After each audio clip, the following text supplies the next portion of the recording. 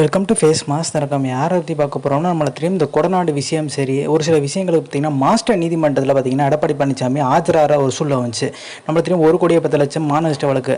அந்த வழக்கில் பார்த்திங்கன்னா எடப்பாடி பழனிசாமி சொல்கிற விஷயம் என்னென்னு பார்த்திங்கன்னா மாஸ்டர் நீதிமன்றத்தில் ஆஜராக முடியாது, நீங்கள் பார்த்திங்கன்னா என் உடல்நிலை கருத்துக்குள் கொண்டணும், அதே மாதிரி பார்த்திங்கன்னா பாதுகாப்பு எனக்கு பின்னாடி நிறைய பேர் வருவாங்க, ஸோ மக்கள் பாதிக்கப்படுவாங்கன்ற ஒரு விஷயம்லாம் முன்னிறுத்திட்டு இருந்தார்.